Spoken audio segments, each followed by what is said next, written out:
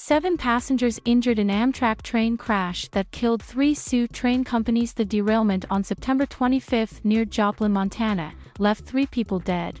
At least 7 others were hospitalized. The Amtrak Empire Builder train 727 was headed westbound from Chicago to the Pacific Northwest when it derailed, according to Amtrak. BNSF Railway is responsible for maintaining the track where the incident occurred.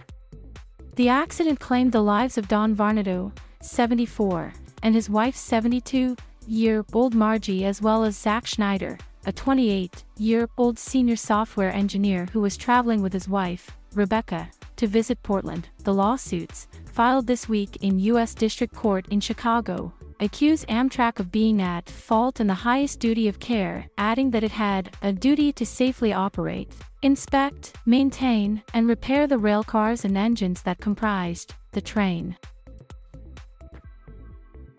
The lawsuits were filed on behalf of a Massachusetts couple, a Pennsylvania couple, an Indiana couple, and a Montana man who say they were all injured. They are claiming monetary as well as punitive and emotional distress damages, according to the lawsuits. Plaintiffs have suffered serious physical and emotional injuries, requiring past and future medical care, disability, loss of enjoyment of life, pain, anxiety, distress, and emotional trauma, the lawsuits say. The lawsuits by the passengers follow one last week by Rebecca Schneider, whose husband was killed.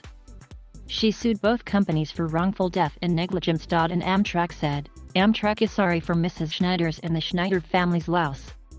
We are offering assistance to injured passengers and employees and the families of those who have lost loved ones but are otherwise unable to comment on pending litigation." Around 141 passengers on board the train. The National Transportation Safety Board is investigating. The agency's vice chair, Bruce Landsberg, said last week that a team of 14 investigators and experts were sent to the crash scene to review the train's front-facing video as well as video from the same vantage point on a freight train that passed through the area almost an hour and a half prior. "We don't know at this point whether it was a track issue or an issue with the train, so all of these things are open," Landsberg said after the crash. "There's a lot of ground to cover and there is significant damage, so our experts are going to be really looking at that."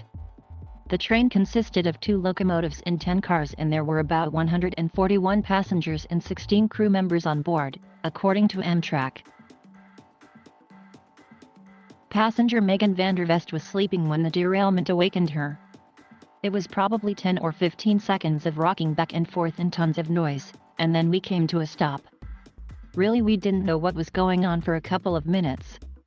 Vandervest said she was evacuated within 10 minutes of the crash and was shocked to witness the extent of the damage that had occurred.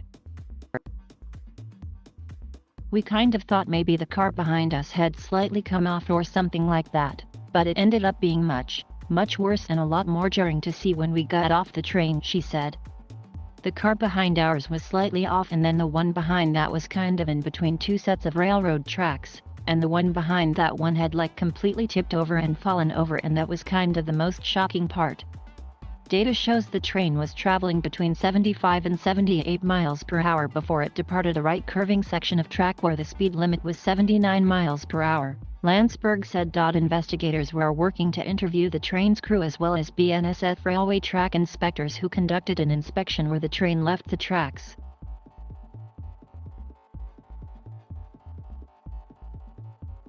Thank you for watching.